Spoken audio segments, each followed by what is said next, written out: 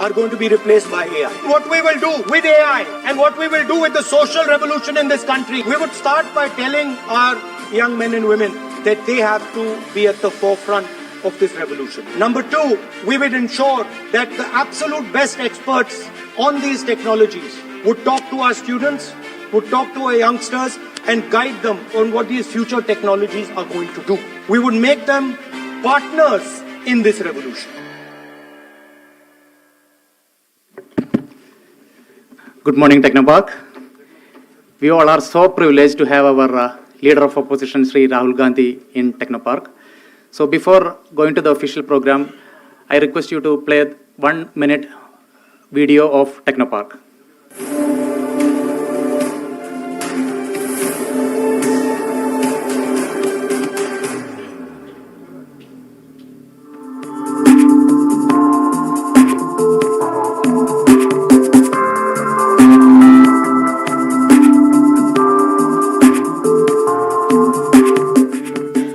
Not about building a career.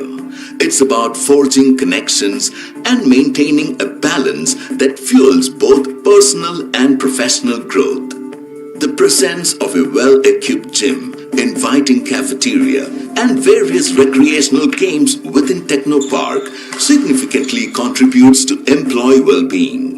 These provides a much-needed break, promoting relaxation, stress relief, and overall productivity among Technopark's workforce.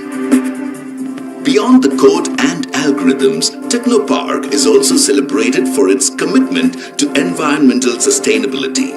With lush green surroundings and eco-friendly initiatives, it creates a refreshing and invigorating atmosphere, forming a balanced equation for innovation between technology and ecology. Technopark never sleeps. From the first light of the dawn to the gentle glow of the moon, Technopark stands vigilant. Future perfect in every sense. This is Technopark.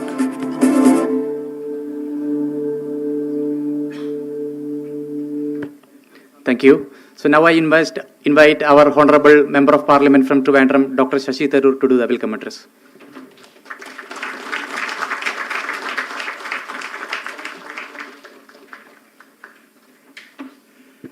Thank you, Ranjit. Friends, I really am delighted to have the honor of introducing a very special guest to you all today.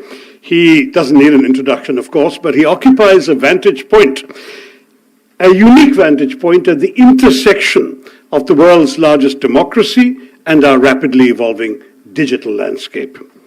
In an era where algorithms shape discourse and data defines power, he has consistently advocated for a human-centric approach to technology.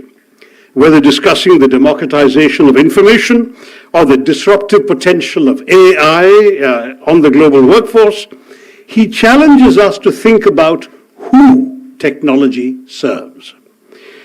He isn't here today to talk about politics in the traditional sense, but to discuss the operating system of India, how we build inclusive systems, how we ensure data sovereignty, how we bridge the gap between the Silicon Valleys of the world and the rural grassroots to which ultimately we all have to be committed. If you review what Rahul Gandhi has been saying about technology, and you've heard some of it already while waiting for him to arrive, you'll find he emphasizes these specific angles that others don't talk about. Democratic decentralization, his focus on using technology to empower the edges of the network, the local communities, rather than just the center. Data sovereignty, his stance on data as a public good. You heard him speak in Parliament, the ethical implications of AI and surveillance, the question of who controls our data. And I would finally say what I would call not the tech stack, which you all know about, but the human stack. Moving beyond code to discuss the social infrastructure required to support 1 billion people in a digital economy. The need for reskilling and more. And that's what Tony Thomas is going to get out of him this morning. In other words, you have someone here who has thought through the issues that you all work with every day. Please join me in giving a warm welcome to Rahul Gandhi in conversation with Tony Thomas.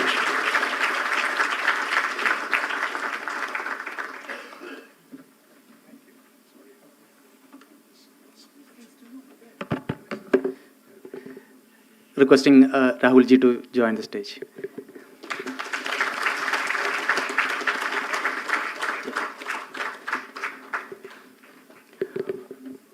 Over to you, Tony.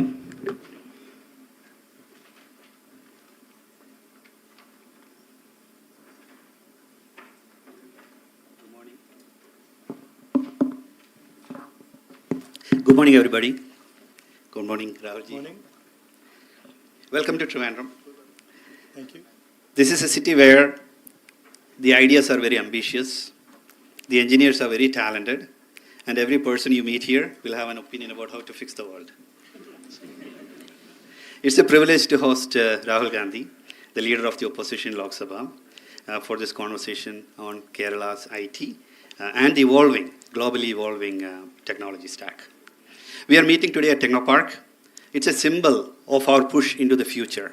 Now, if you think about Technopark, this is one of the earliest technoparks in the country, inspired by the vision of late Rajiv Gandhi when he was pushing for telecom and technology evolution in India.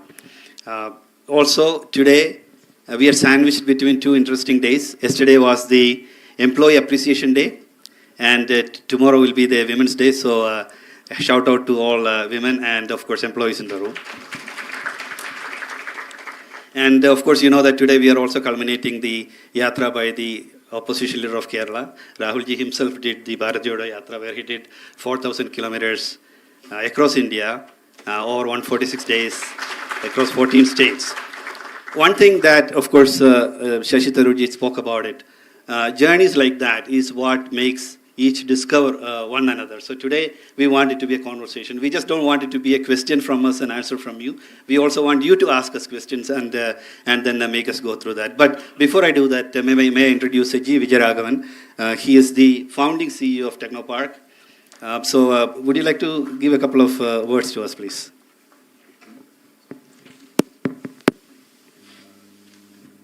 Good afternoon, and you hear me? Good afternoon, and thank you, Tony, for that opportunity.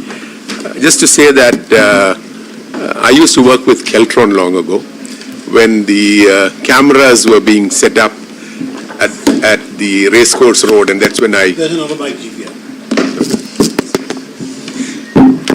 I used to work with Keltron in the late 80s, and that's when the first cameras were being set up at Racecourse Road, and I had the opportunity to meet with your father at that time. Also, The CCTV ones. pardon? The CCTV ones. The CCTV ones were all installed by Keltron. And then the first major computerization programs of which I was a part of. And then I had the opportunity to become one of the first employees in CDAC, where again we met and had the discussion with Mr. Pitroda and worked very closely with Mr. Pitroda, Dr. Bhatkar and others. In a way, Technopark, if you look at the articles of association of Technopark, it is probably the same as of CDAC and CDOT at that time. And the objective was to create a new culture. And probably this is the first technology park, not probably, it is the first technology park in the country, but probably the first technology park which was set up for the purpose of economic development and job creation. Most of the others were with research and a focus. That is what made it different. And the interesting thing, when you walked into this building, you would have seen, and I jokingly say on the left, you have the left, which is Mr. Nayanar, who laid the foundation stone. And on the right, you have Mr. Narasimha Rao, Mr. Antony, and Mr. Karnagaran, who came in for the inauguration. So it continued through multiple governments.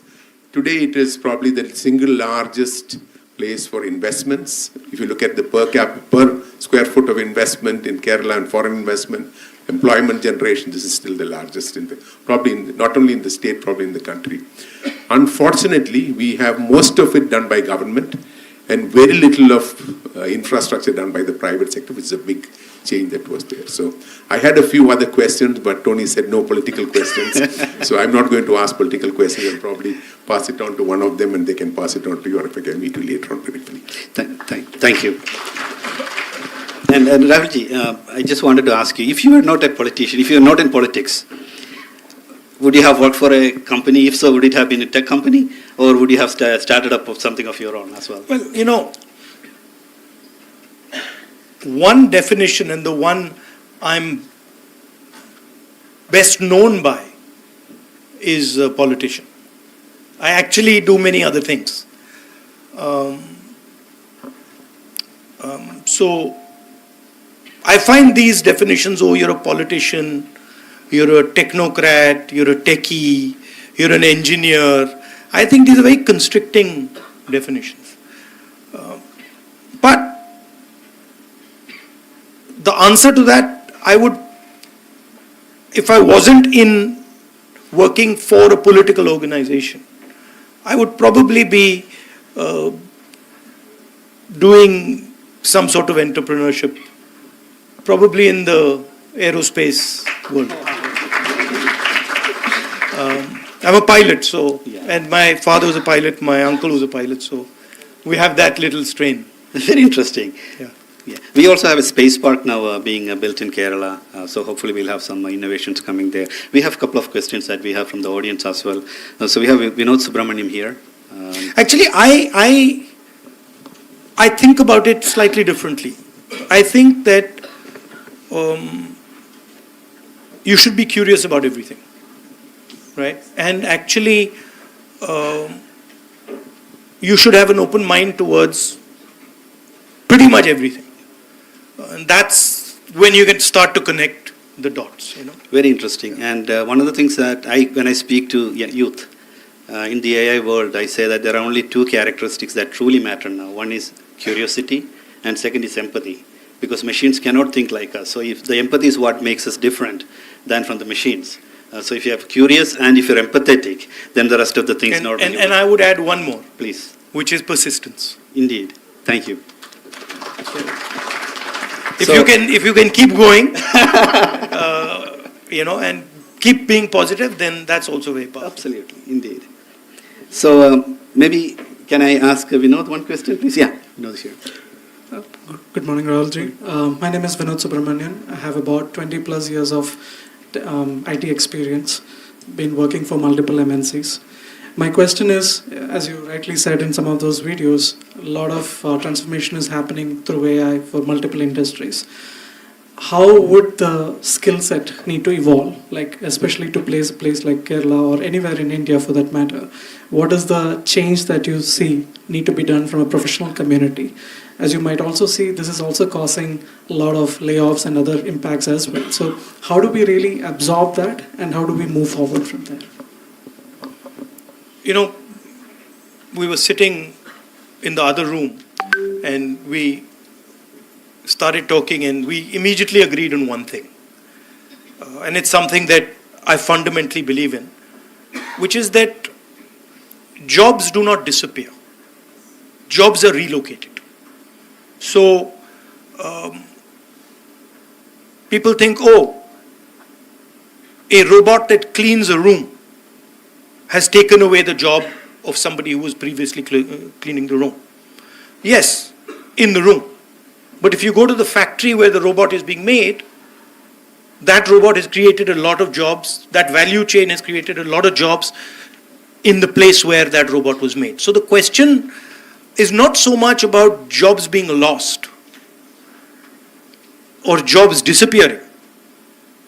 The question is, there is a contest for jobs on the planet. How good are you at capturing them, right?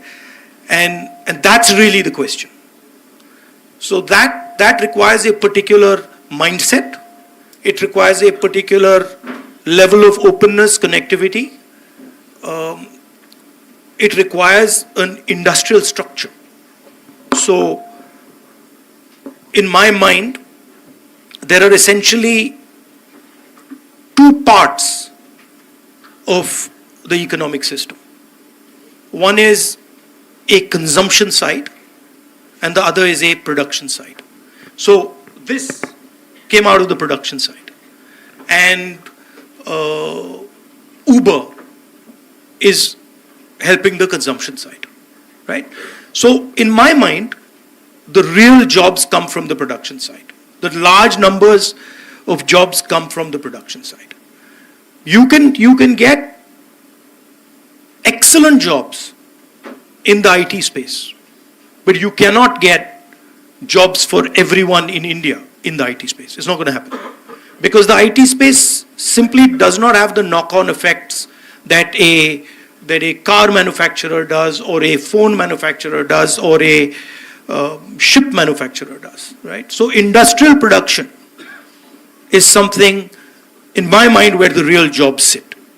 And the disappointing thing is that we've allowed China to just capture that. And so we play, the United States, India, pretty much all other countries, we play in the consumption space. If you look at our big companies, you worked in the automobile sector, but if you look at our big companies, our startups, they're all consumption, mostly consumption, right? They're on the consumption side. We don't have big startups on the production side. So that's really, to me, the interesting space. And the real question is, China has built a superb industrial system, unmatched in the world, but we don't like their coercive system. We don't like the fact that they're not democratic.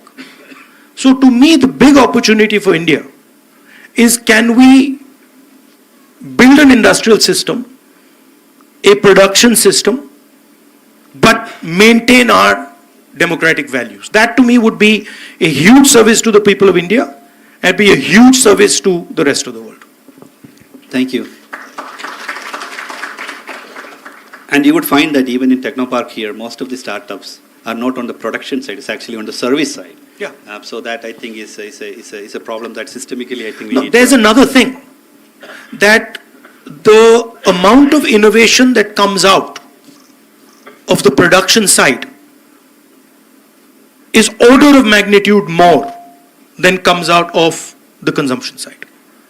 Because production is actually a much more complicated activity. To put a car together is a very, very complex activity. Takes large numbers of people, organization, conflict, all that is inside a factory. That's not there in a software park. But then we also say that in the future, every job can be a software job, because programming now really doesn't require a lot of technical skills, right? Because with AI coming in, with conversational technologies, a lot of things can be done directly by even individuals who are not experts in technology. There I disagree. I disagree, but maybe I'm wrong. I think there's still, look, there's a social element to this.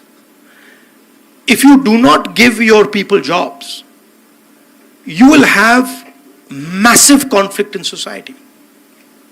You can't, one of the reasons you want to give people employment is because you want to make sure that there's a harmonious society. Because if you do not give people employment, that causes intense pain to them. Very true. And before we continue, is there any big message that you would like to share with us, or would we continue and then... No, you continue and then I'll put my message in my answers. Great. So now that we spoke about AI, of course we also know that you worked at some point in UK. So one of the things that we wanted to understand is from a work culture, because we also hear about work-life balance. We had an issue about a young lady having suicided because of the work pressure, etc.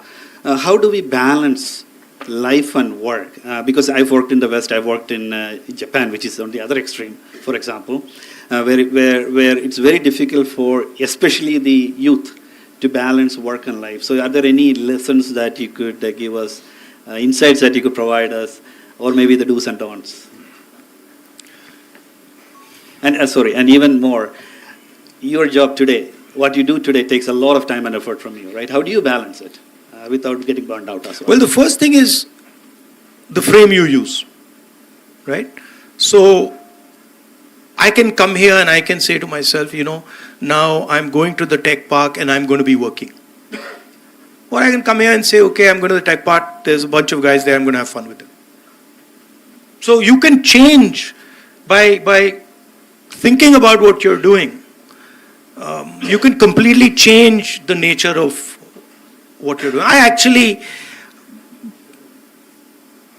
most of the time, I don't consider my work. Most of the time my work is curiosity. I'm like, oh, how does that work? Even if I'm in a situation where it's quite mundane and quite boring, I'll always try and be like, okay, what is that person doing? Why is he doing it like that? So that allows me to transform the way I think about things. I make sure that regardless of what happens, that before I go to sleep, I read a little bit, and even if it's 10 o'clock at night, 11 o'clock at night, midnight, I do some exercise. That 90% of the time I will do that. Very good. Thank you. I think, exercise is something that a lot of us probably lack. So. No, and people think that, time is, I don't have time for exercise, or I don't have time for myself. Actually, it makes you very unproductive when you do that. So you're thinking that, I'm going to save 1 hour by going to exercise. Actually, no. Actually, you're losing a lot of time by not doing exercise. Because you're inefficient, you're stressed, you're disturbed, right? And it's a culture. I remember when I was a child, I used to go to my grandmother's room. And every single day of her life, in the morning, I'd see her doing exercise. She had a yellow colored mat, and she would be doing exercise, for 1 hour. So I asked her, I said, Dadi, like every day you start like this? She's like, yeah, my father told me that. My father told me that in your life you should spend 1 hour minimum of physical exercise. I think that's a very good rule. Thank you. Do you play any team sport? Yesterday you said that you play FIFA. On I play. I used to play football. I loved football. I used to play cricket in school and hockey in school, but I loved football. And then I used to box in college. I used to do triathlons, running, swimming, cycling, and then now I do martial arts. I've always done martial arts. Yeah, now pickleball and paddle is becoming very, very popular around here. Yeah. So most of the places now you see that a lot of the team members are also playing that. We have a question from Deepa Nair.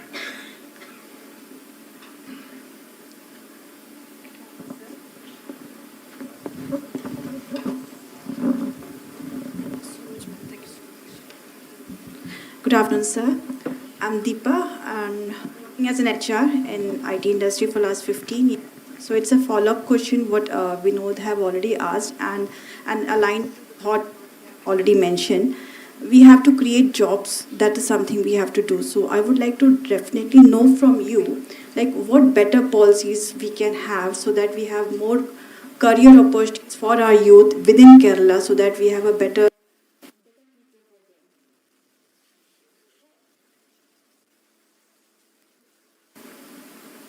policies have to be made on the back of changes that you're seeing in the world, right? So, for example, 100 years ago, people saw that there's a movement towards the internal combustion engine, right? The internal combustion engine and petrol fundamentally shaped the last 100 years of the planet, right? If you were not part of that system, you were not part of modernity. You could not be, right? And our current superpower, was built on that. So if you go into the details of how did America actually become powerful, or how did Britain before that actually become powerful? You find that they became powerful by controlling mobility. Right? The British controlled the steam engine and coal. They built a navy. They controlled the trade routes. And the Americans did the same with petrol. And now the single biggest change that is taking place is that that idea is being challenged. The way we move is fundamentally being questioned and changed. So the technical people here would understand what I'm saying.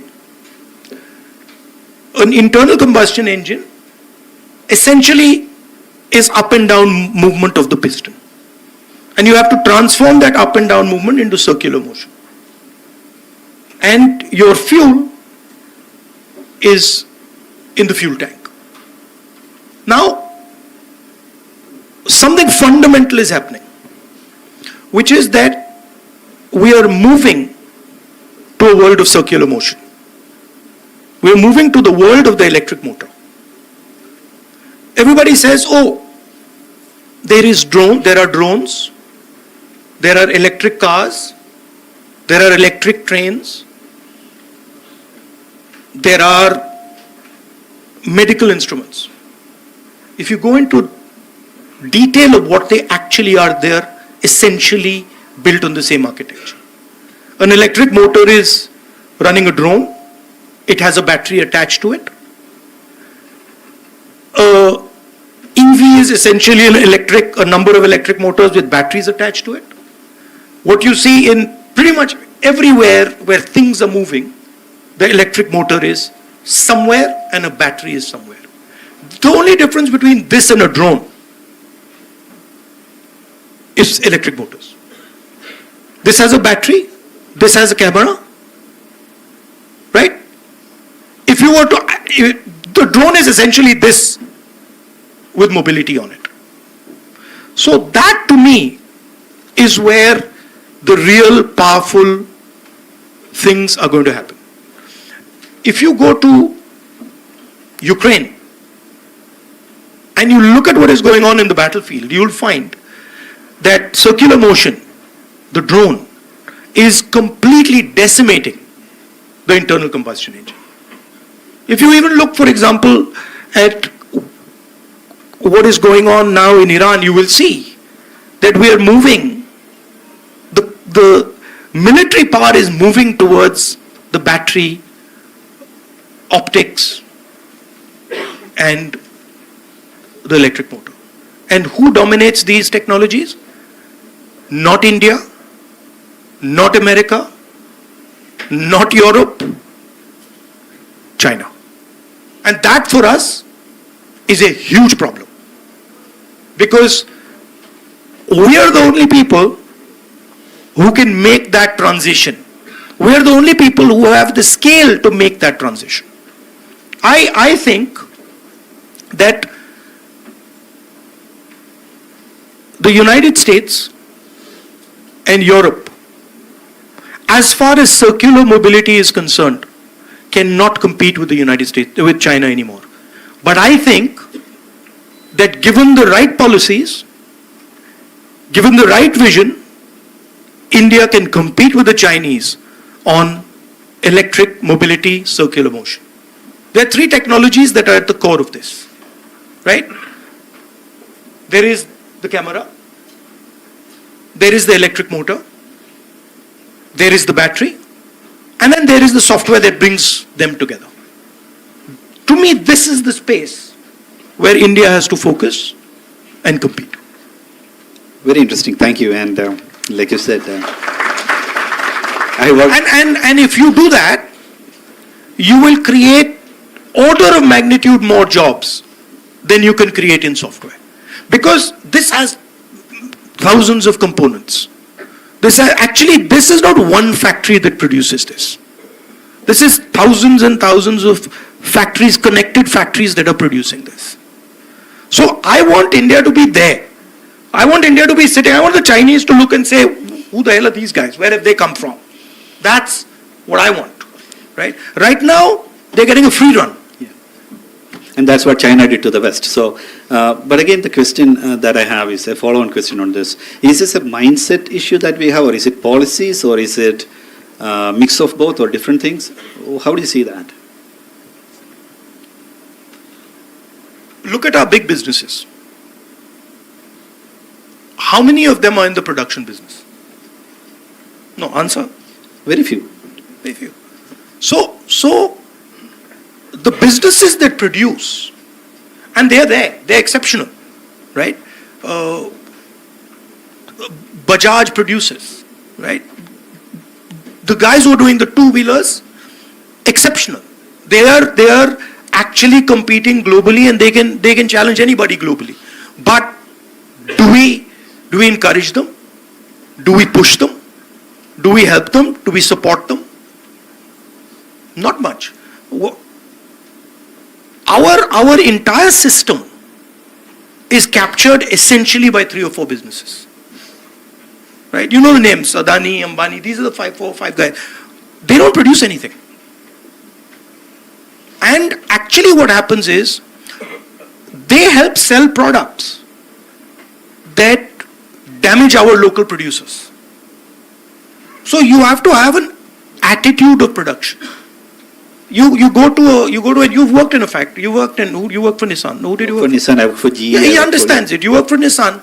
You walk into Nissan and you see a production culture, right? You walk into a Bajaj or even an Enfield. You see that culture, and that's really where the large numbers of jobs are to be created. Thank you. And again, one more question. There's also a very strong political aspect to this. You take our GST, right? Our GST is designed to harm producers. Our GST basically kills producing states and helps consumer states. So there are fundamental things. You design a GST that kills off all your small and medium industry. Then afterwards you're saying, okay, but why are we not having any jobs? Right? So there are political actions that you take, things that you value, things that you protect, that allow this to happen. Thank you. Very, very helpful. Very interesting as well. Can we switch? I'll give you an example that really struck me just a couple of weeks back. I went to Germany, and I'm very interested in drones. So I told them, listen, I want to see, your cutting edge drone manufacturers. And so they were like, yeah. And so we went to see a cutting edge drone manufacturer. Did a fantastic presentation. They're operating in Ukraine. And then after their presentation, I said to them, can I ask you a question? I'm very impressed by what you're doing. And they're like, yes. I said, what percentage of your motors and what percentage of your batteries come from China? Pin drop silence. Right? Now, I was thinking, well, why not India? Why can't the answer to that question be India? Right? And you can see it. You can see, for example, I went to BMW. BMW is essentially drowning because they cannot take on they cannot even conceptually understand the transition that is taking place to circular motion. And I really don't expect them to be able to challenge the Chinese. But I'm very confident that aligned properly, an Indian company can take on the Chinese. I have no doubt about it. But for that, we got to start, we got to start killing some lies that we tell ourselves. If we don't stop lying to ourselves, it's not going to happen. People don't like that. People don't like it, but it's the truth. Thank you. That was very, very helpful, and I fully like the simplicity that you talked about, right? Which is battery power, a computer, a camera, and then the circular motion. How you My father, I remember I was a kid. So you have to understand where I'm coming from. I was 12, not even, I was 12 years old. And one day my father said, listen, Rahul, there's a presentation you have to come to. I didn't even know what a presentation was. I think, what is a presentation? And I sat, I was bored out of my brains. And I sat for 3 hours watching a presentation on this is 1983. On watching how the computer can transform India. And I was like, get me out of the room, because I just didn't understand what was going on. Right? Sometime later, my father would keep forcing me to use a computer. Those days, I don't know how many of you use those computers. They practically, unless you were they were like that, and there was no graphic interface. It was MS-DOS, unusable for a person who doesn't fundamentally understand them. And then one day I went to his office and I just said, Papa, what is this? And I still remember he took a piece of paper and he drew a 2x2. I didn't know what a 2x2 was. 2x2 matrix. I didn't know what that was. And the 2x2 was high capital, low capital, high skill, low skill. And then he said, you see this box? And I was like, yes. He says, we're going to dominate this box. He says, these are his words. He says, nothing can stop India from dominating this box. Maybe this other boxes we are not going to dominate, but this box we're going to dominate. I'll tell you another story. Sam Pitroda will tell you this. The head of General Electric came to India. And my father had a chat with him about building software in India. And he went out of the room and said, the man is crazy. He said, the man is crazy. How can we build software in India? But that is what having a vision is. That's what it means. If everybody is saying, yeah, you're making perfect sense, it's all right. No, there's no vision there. A vision by definition has to look crazy because other people can't see it. And so that's when you're asking me, what do I expect Indian people to do? I expect them to push back when they're told stuff that is not true, is not real. Right? I expect them to say, no, this is my idea. It looks crazy to like all these other people, but I'm doing it. And then you'll find, suddenly all those people are saying, that's a great idea. Mr. Vajpayee gave a speech in Parliament saying, Rajiv Gandhi is going to destroy the Indian economy. Computer will take away all our jobs. He then gave a speech 15 years later on how great the computer was. So that's what I expect from Indian people. You're seeing that there's a complete transformation taking place. It's an exciting thing. You're the people who can pull it off. But you got to be able to see what actually is happening. Very interesting. By the way, I worked for GE as well, General Electric as well. I was a CIO there. And so I know the story about Jack Welch coming in and setting it up in Bangalore. And a large portion of the IPs that GE has today comes from Bangalore. Right.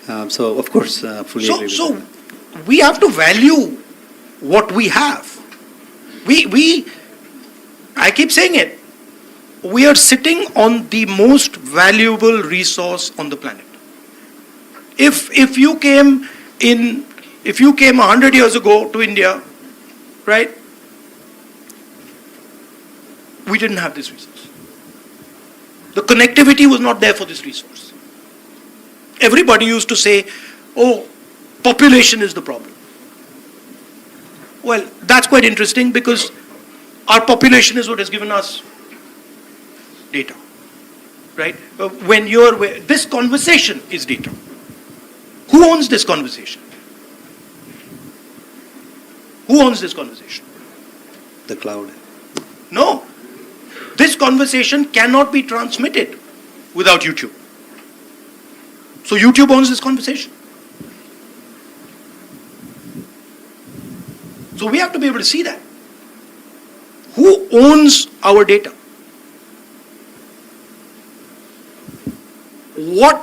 How are we going to strategically use our data? That's really the question. You're engineers, you're technical people. Can you run a petrol engine without petrol? Is it possible? No, answer? No. Can you run AI without data? Is it possible?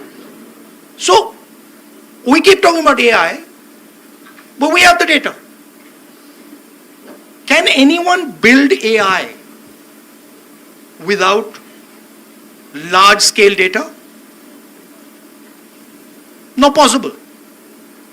Who has the biggest, largest data pile in the world? And I'm not just talking conversations, Uber drives, I'm talking genetic information.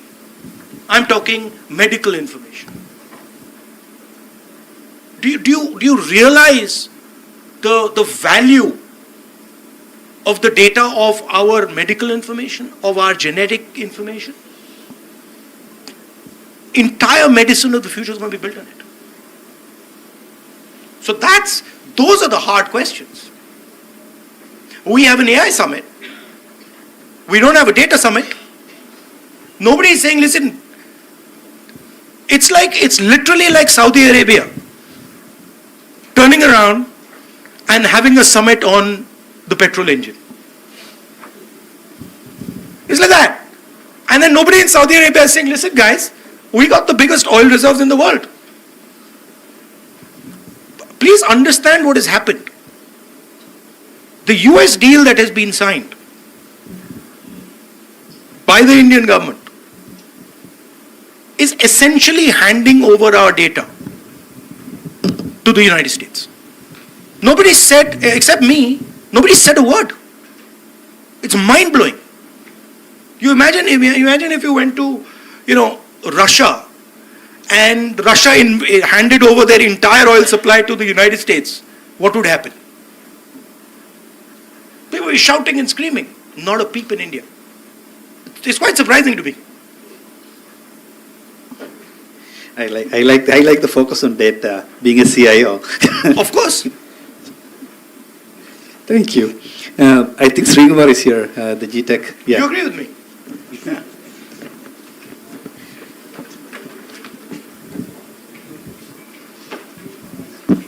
Very good morning, Rahulji. Welcome to Thiruvananthapuram. I just wanted to touch upon the topic of data right now with AI, with innovations, with technology, the buzzwords now. How do we in India balance ourselves from government, from policies, from restrictions, from regulations, and from all sorts of governance? How do we regulate and how do we balance between the innovations that are happening in technology to the data protection and citizens' digital rights? Now, that's an area where data pilferage, data is going to be very important. Data is the most powerful resource in the world. So, how do we balance between the innovations that are happening? That is the. You said, I'm a politician. That's one of the central questions that the politics of India should be discussing. That this is our biggest resource. How are we going to utilize it? What is its nature? Who has access to it? At what cost do they have access to it? These are the questions actually the political system should be discussing. Not whether, what we should eat and what we should drink and whether cow urine is good for you. Yeah. Right? So it is actually it's a democratic exercise. It's a listening exercise. Because really nobody has the answer. If I tell you, listen, this is how you should use the data, that's nonsense. But it is a conversation. It's a conversation with our businesses, with our people, with the multinationals of the world, with the Americans. It's a conversation. Right? And it is the most powerful conversation India can have. I mean, if in that deal, India had turned around and said, listen, this is all fine, but our data is the most valuable data in the world, I can guarantee you there'd be no taxes on agriculture, there'd be no taxes on small and medium business, there'd be none of that. You have to, when you're negotiating, and you all are negotiators, you got to know what you got. If suddenly Saudi Arabia goes and negotiates and has forgotten that it has oil, what the hell are they doing? Right? So you first, before you go into a negotiation, you got to say, okay, what do we have? I can tell you straight away, we have brilliant people, more than anybody else. We have huge diversity, so we can understand many different things from many different angles. We have the largest pile of data on this planet. We have the best engineering talent. We have the best medical talent. Kerala produces the best nurses. Now come and negotiate with me. Don't come and negotiate with me without having a clear understanding of what I got on my side. That's how it should be done.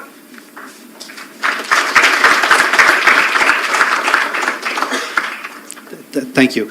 Since you talked about drone quite a bit, we have somebody who actually makes drones in the room. So Devan, if somebody can get the phone over to... That's right there. Could you give us a little bit about how do you, also on the data side as well, right? How do you capture the data and what do you do with the data as well? No, tell me and answer me another question. Sure.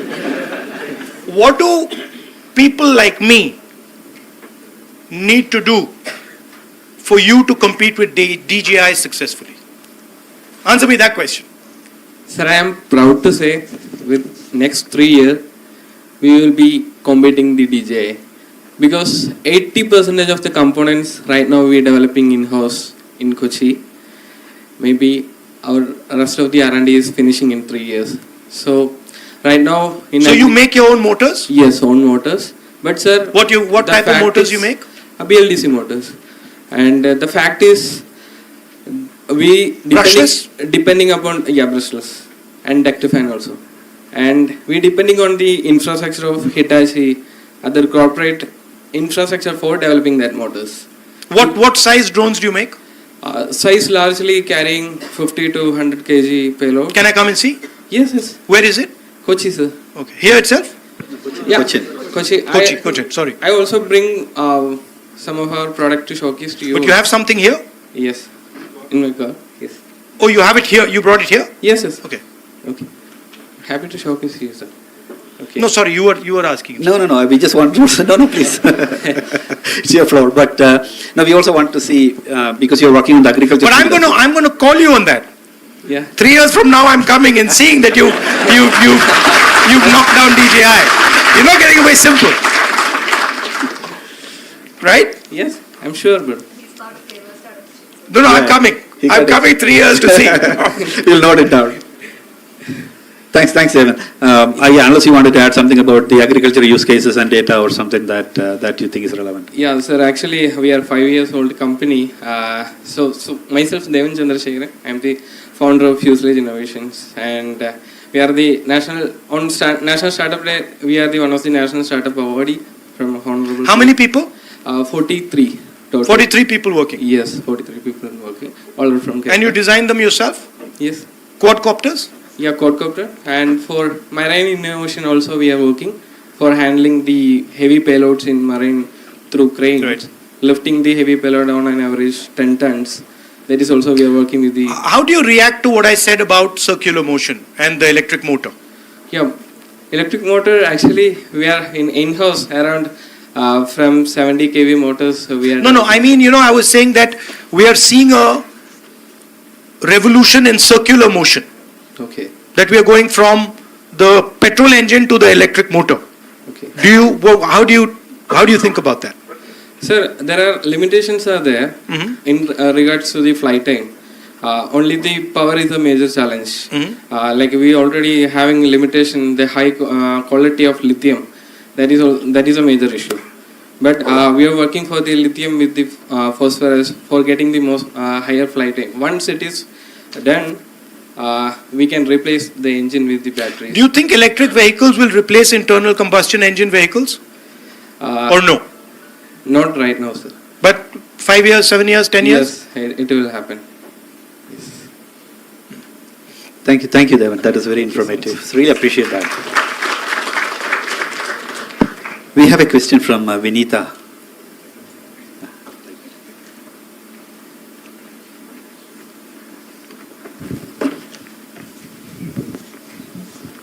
Hello, Rahulji.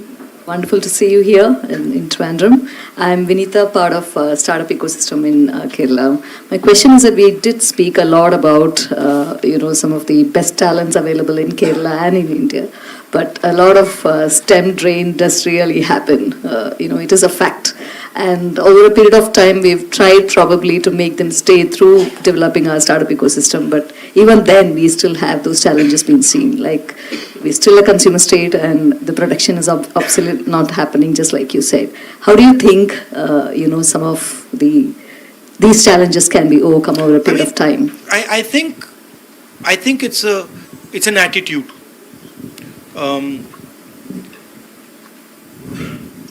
And the government has to provide an ecosystem, an architecture for you to produce. It's much, the government doesn't have to provide you as much support in software as it has to provide you in production. That's a much more difficult, complicated thing to manage. So government has to understand these things. Government has to have a strategy on these things. Government has to know, or at least guess, where things are going to move. The reason I was telling you about that conversation with my father was because he understood that things are moving there. Software is going to give us that quadrant on that piece of paper. So the government has to have that type of a sense that, listen, this is where we are going, right? And directionally, we need to be aware. I'll tell you a story.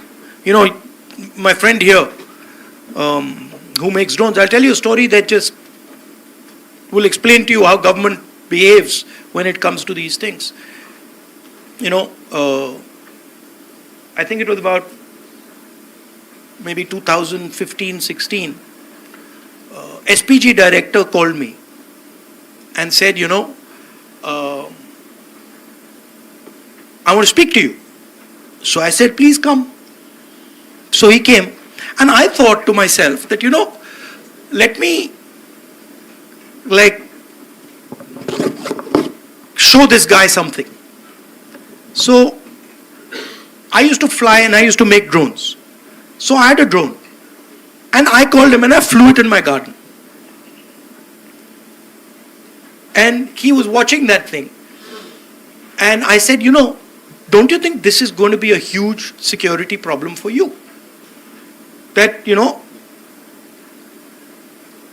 I did it as a joke. You know what happened 3 days later? Not 3 days, a few days later, drones were banned across the country. No, please understand the power. That one guy who just happens to be security can explode the entire industry in a second. Right? So that type of stuff, you simply cannot, if you're operating like that some one bureaucrat can suddenly turn around and just blow entire industries to pieces, then you can never do that. So people have to understand that, boss, this is not just a security issue. This is a billions of dollar industry. And fine, it's a security problem, but we got to deal with the security problem. We don't kill the goose. Right? So government has to allow these conversations. Now, government frankly doesn't understand what you understand. So the conversation has to be with you, not with some government bureaucrats who are just talking to each other. It's got to be strategic. It's got to be give and take. We'll give you this, but we want this.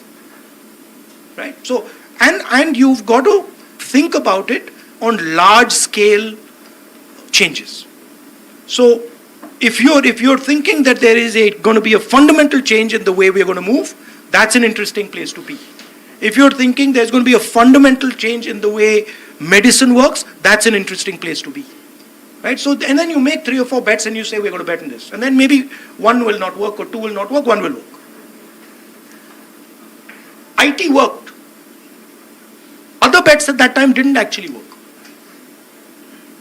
One doesn't really hear about them, but there were multiple bets that were made. And you also talked about, of course, a curiosity, second, interactions that piqued your interest in certain things. One of the things that we find also is the education, right? Because right from the very early education, it's more about memorizing things rather than learning, understanding, and discovering. And later, as you come into higher education, also we see the same kind of issues here. So do you really see that it's not just about the policies of the government, it's not just about the individual, but it's also about how we are trained, because we are inherently being constrained from that curiosity? Look, that's one side of it. So I've studied in the United States, I've studied in England, I've worked in Europe, in England, and I work in India, I've studied in India. There are huge advantages to our system. Huge advantages to our system. But we don't actually play on those advantages. So there are huge advantages to our system, there are huge advantages to our way of thinking. But we don't actually develop them. Right? The Indian mind can manage complexity like no other mind. There's no American mind that can manage the level of complexity that an Indian mind can manage. You know, literally, without any question. Right? The number of equations that an Indian mind can juggle is beyond.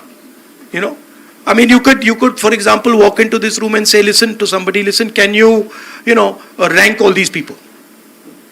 And they'll give you an answer. Literally, they'll give you an answer. Right? So there is huge strength to our system.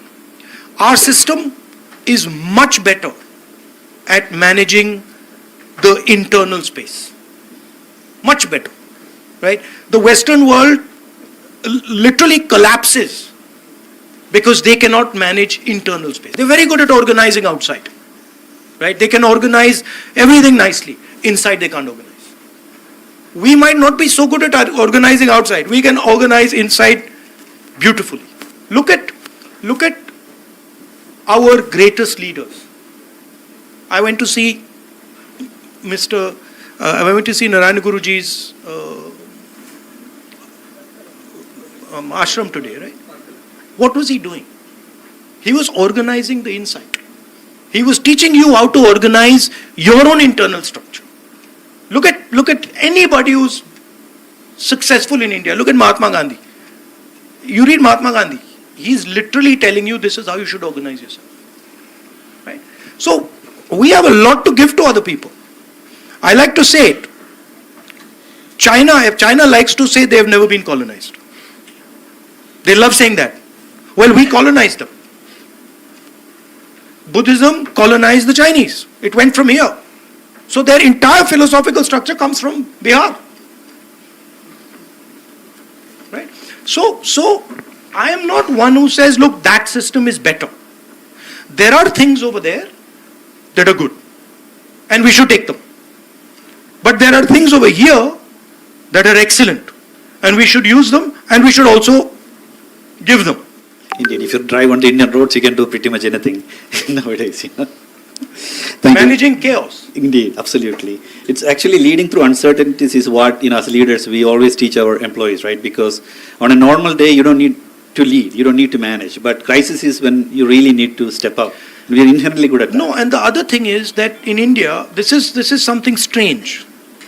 But in India, the guys who are actually really, really good, they're almost hidden. You don't see them. They're somewhere hidden, back in the back. And those are the guys that are running the backbone. Right? And then there's a fancy guy over there, and you're like, yeah. But then you're like, okay, so who actually? I went to I shouldn't say actually. But I sometime back, I went to a factory, right? And chatting to the guy in charge, excellent. And then he says to me, yeah, but this is the guy who runs the thing, right? And then the depth of understanding he had was, A class. But not given maybe the respect that he should have. Not given the remuneration that he should have. Thank you. We have a question from Reshma Aziz. So.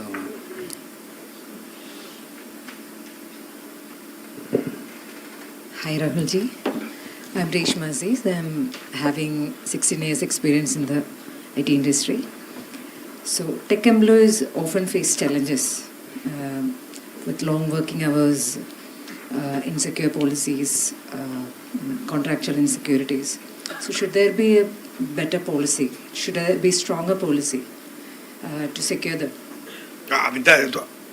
That's the simplest question. Yes, they should. You couldn't give me an... Yeah, they should. Absolutely should. You let me off really easy there. Do you have any suggestions? No. I suggest to have stronger policies to support the employees. And what about from the women's side? Is there something that we can do that would improve your situation? What is the thing that disturbs you most? Is it the working hours? Is it what is it? Work-life balance. Huh? Work-life balance. Work-life balance. Yes. So how many hours a day are you forced to work? 8 to 10. Okay. But 8 hours not bad. I'm lucky if I get 8 to 10.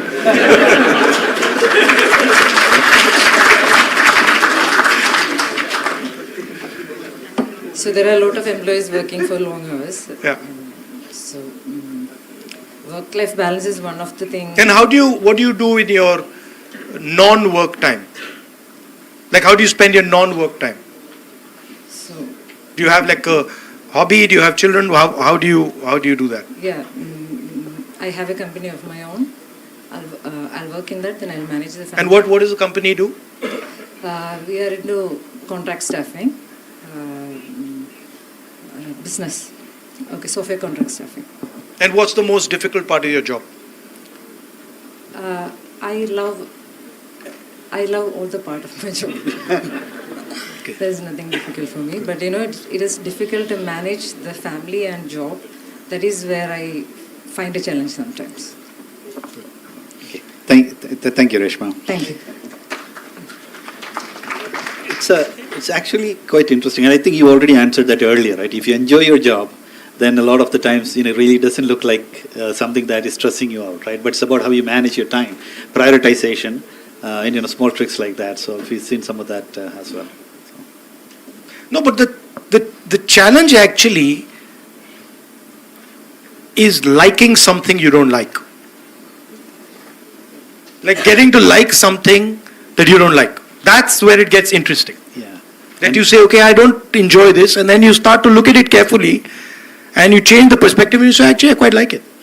And one other thing that we found is that when you're not learning new things, that interest kind of starts waning. So we always try to figure out new ways, like changing jobs, cross-learning, new trainings and things like that. So you kind of keep the interest at a level so that then that stress really doesn't affect. Because if you do something that you, like you said, don't like, even for a short period of time, that kind of stresses you out way more than doing something that you enjoy for longer hours. Yeah. I also find that if you do many unrelated things, you get a lot of cross-fertilization going on between things that you do.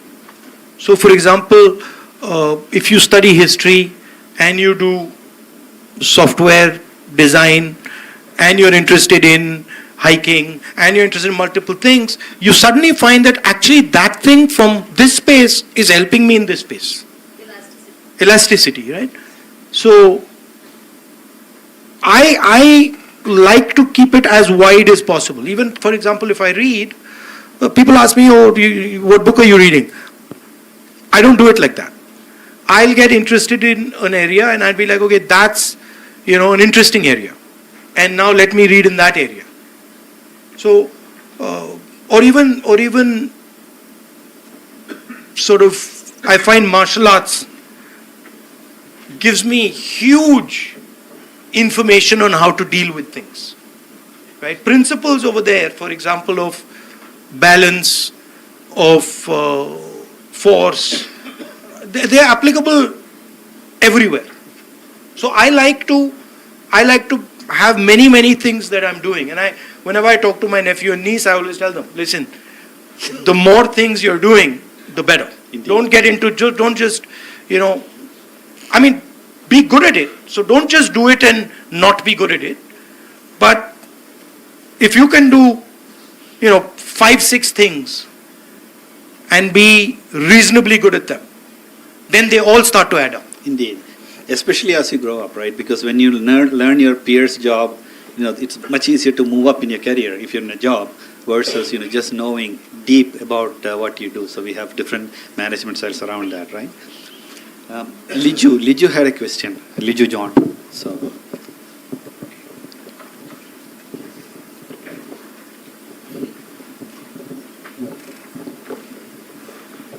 Hi Rahulji. Hello. Good afternoon. My name is Liju.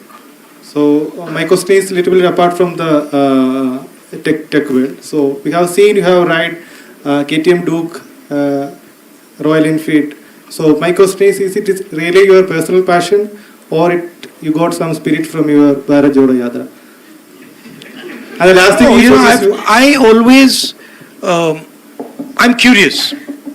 So I always like to travel around, meet people, look at things, understand how things work. That's just my nature is like that. And so I used to do cycling actually, long distance cycling. But nowadays long distance cycling not possible for me because my security people it becomes ridiculous. Right? If you're cycling and then you have these escort cars, it just doesn't work. So I can't do that. And so I like the idea of two wheels. And I don't really care what bike I'm riding. I like the sense of riding a two-wheeler. I'm perfectly happy riding, a scooter in some situations or a motorcycle in other situations. If you're asking me what motorcycle I think is good. Yeah, that was my last question. Do you get a high on a specific? No, I don't get into high. The high is when you're 25. At my age, high kills you on a motorcycle. So I don't do the high thing. I quite like the KTM. That was my last question. Which one you prefer to ride that? I like the KTM, but I prefer the KTM to the Enfield. Let's put it like that. Okay. I have an Enfield. My son has a KTM, so we have this argument at home all the time. So I think he won out. There's a good 450 BMW that is coming out. I think that will be a good bike, but it's expensive. That reminds me. I know that you were in Germany with BMW, etc. Of course, all these things are changing, right? Even with AI coming in, new technologies coming in. Have you ever ridden an autonomous car? Have you been in a car without a driver? No, but I have a remote control car. I have it in my house and I use it to drive my dogs crazy. I make my dogs exercise with it, but it's a little thing. I've been doing remote control stuff since I was a little child. So my father and me built our first little remote control plane together. So I'm deeply into that side of the world. How many dogs you have? I think PD is one of them, right? No, he died. Oh yeah. Yeah, he died. Poor guy. I have 4. Wow. They're brothers. Wow, wow. Yeah, we have one. We have a lab, Sancho, and he runs the house. We just living in the house. Yeah, it's true. my guys are they're quite naughty. Yeah. Something to look forward to, right? Going back home. Yeah. So no, I think one of my favorite lines of Mahatma Gandhi, and I really resonate with that, is that something to the effect of, a people or a country that does not respect animals and respect all forms of life has a long way to go. So I don't restrict kindness to human beings. I think one should be kind and gentle to all beings. So that in fact, as I become more experienced in politics, I think in life also, you have to start making some basic rules for yourself. When you're young, the rules can be 5, 7, 10 rules, and then slowly you find that, okay, now I'm centering down to 1 or 2 rules. And so I find that in my life and in my politics, the 2 rules that they are becoming my central rules more and more are, as you said, non-violence and compassion towards other people, understanding other people, and truth. So I find it very uncomfortable. In my job, I was told when I started, and many of my politician friends used to come and tell me that, listen, truth and politics don't go together. I was always told that. I've heard that too. And I am out to prove that it does. I hope you win. I hope you're successful. No, it doesn't. I mean, it doesn't matter. It's a framework I use, and it works for me fantastically. I mean, it literally works for me in ways that I never ever imagined. One thing that again I find politics in India is we tend to put people in boxes, stereotypes, and then we don't really think across lines on ideas and thoughts, right? It's about who said it versus what is being said. It's quite a bit of that I find quite under. In India, one of the weaknesses of our system is that we box everybody, right? We love to create, oh, she's a woman, oh, he's so and so, oh, and we like to create that box. But people are not in boxes. People are, you cannot fit a person into a box. So, I know we're running out of time. Rahulji has been very nice with us. So what I will do is we'll have one more audience question, and then probably we'll wrap up unless, of course, we want to have more. So we have a question from Ganesh Kumar, IBM. Yeah, that's there. So.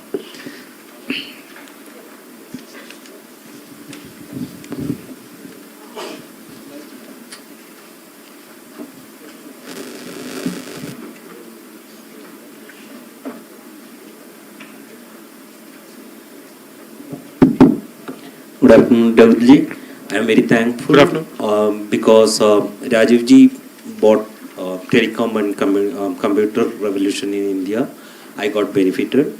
And after that, Manmohan ji bought economic revolution. I got benefited that. So if you have given an option to choose a technology or a mission, like digital payment or something like that, what would you choose for? What did you choose? Broadly, I answered the question. I would be thinking about new mobility. And new mobility not just restricted to cars or drones. New mobility across the board. And I would think about setting up India as a dominant force in that new mobility. So new mobility would include drones, it would include railways, it would include EVs. It would include Hyperloops. It would include anything that moves in the way we are going to move in the 21st century.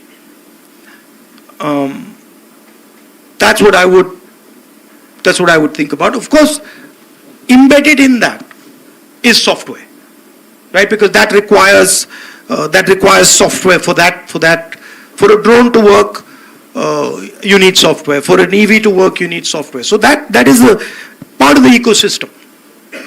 But that's what I would think. At GE, we had electric locomotives, and at Nissan, of course, cars. We used to say these are computers on four wheels, more or less, right, with the battery powering it. Yeah. When you really think about it. So if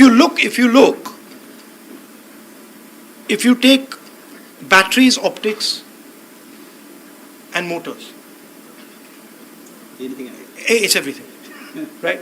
I mean, as I said before, this is just a drone without motors, right? And so to me, that's a really interesting place. But I would add a component to it, which is that do it harmoniously. Do it with conversation, negotiation, partnership, mutual respect. Don't do it angrily, violently. So I would say that the culture of how you do it is also important. Very important, and not just what we do, how we do. Rahulji, we're going to wrap up, but if you have any broader messages for us to take home with us, it'll be really. He's got a question. We can end with that.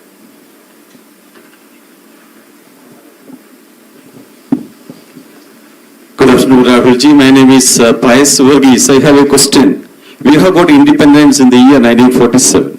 Today we are in 2026. It's almost 80 years. So most of the politicians, BJP, Congress, many came over and ruled the country. And but even today we are talking about freebies. All political parties, they are talking about freebies. I will give you 2,000 rupees. You survive with that. I will give you 4 kilos of sugar. I will give you rice. When India become a developed country, this is not economic development. Even after 80 years, if you are talking about giving freebies to the people in India, it means we made them poor. It's not economic development. So when India will become an economically developed country? What about freebies to Mr. Adani? No. You want to discuss? Let's discuss. Right? What about freebies to Mr. Adani? What about freebies to Mr. Ambani? What about all the huge amount of land that is given to them? Why don't we discuss that? If we are ready to stop those freebies, we'll stop these freebies. So please realize that the freebies that you're talking about are a reaction, right? People are saying, listen, 16 lakh crore rupees have been forgiven for Mr. Ambani and Adani, right? Now, it's interesting that you raise it. You see the freebie when a poor person is requesting it. And that poor person needs the freebie. But you don't see the freebie. You don't see the freebie when Mr. Adani gets it. Like your question wasn't, when are we going to stop the freebies to Mr. Adani and Mr. Ambani?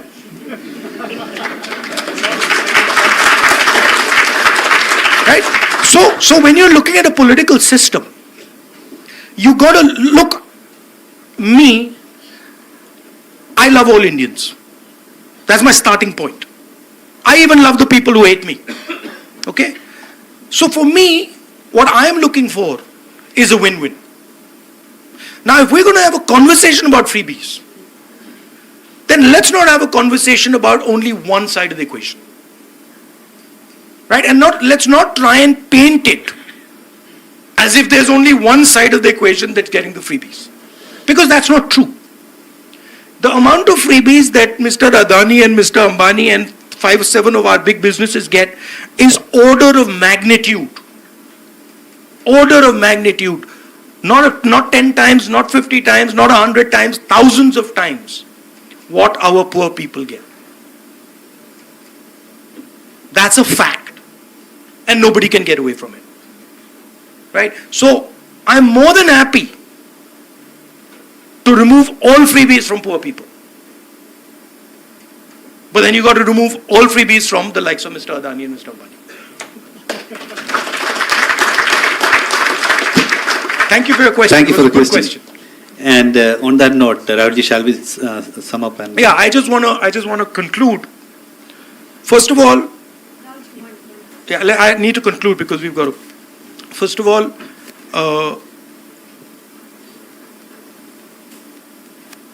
I come to Kerala, and I now have a bond with Kerala. It is not a. Kerala loves you too. No, I'm serious. See, you don't understand the depth of it. I'll tell you why. And I feel this, right? Because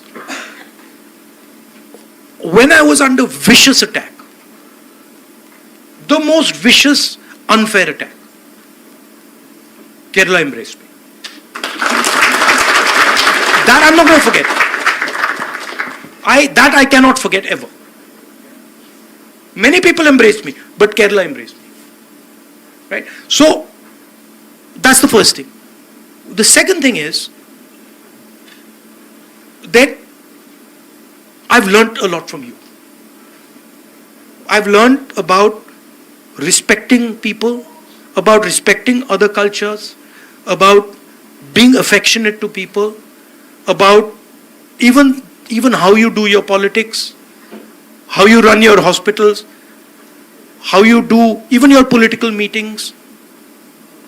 I've learned a lot from you. So I have a debt of gratitude towards you. I'm a debtor to the people of Kerala. Okay? And so for me, I'm not partial to one Keralite or another Keralite. For me, all Keralites are the same. And I'm interested in being your partner, in helping you achieve whatever you choose to achieve. It's your journey. These are your decisions. But I would like you to know that I'm there to work with you, to help you in whatever way I can. Finally, your history, your tradition, your giants like Narayana Guruji are guides. In our culture, a guru is given a exalted place. They are national gurus. They teach our country the direction in which we should be going.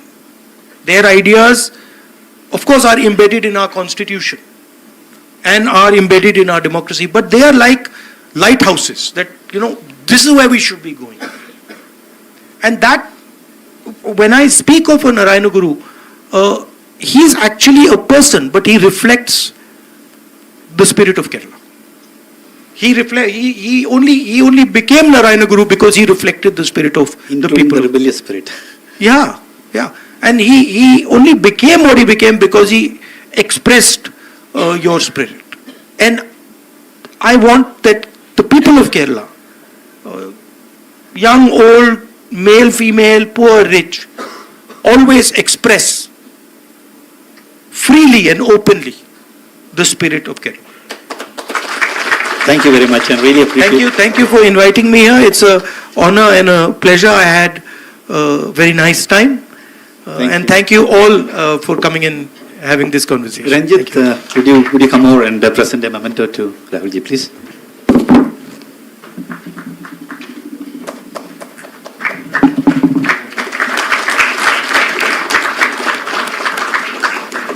Thank you very much. I see your dog here. Yes. Mine, this is.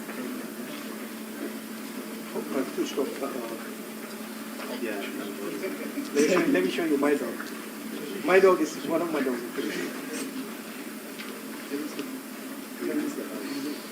I have. My wife would agree to have one more. She says. No, they're brothers.